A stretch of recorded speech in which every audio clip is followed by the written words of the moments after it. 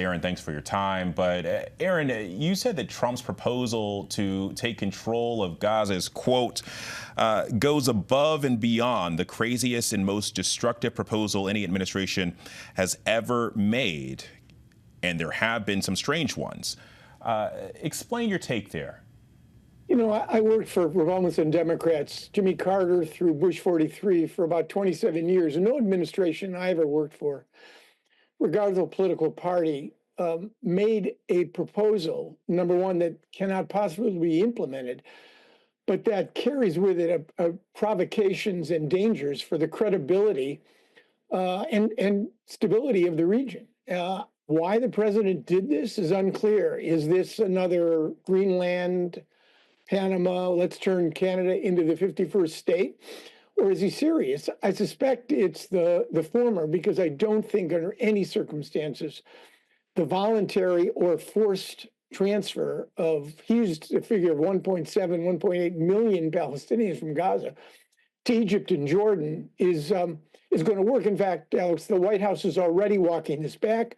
They said the president didn't mean permanent relocation. He meant temporary relocation, and he did not commit to spend U.S. resources or to deploy U.S. forces. There was speculation about whether or not this caught Netanyahu by surprise based off his body language during that presser. I'm curious your take on that. And also, I mean, what does this proposal mean for Netanyahu's own political agenda? You know, I think watching the prime minister, he looked to me like the cat who swallowed the canary.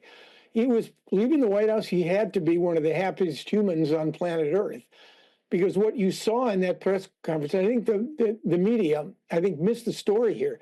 The story was not Donald Trump's goofy proposal on Gaza. The story was that you now have these two bros who are basically in sync with one another.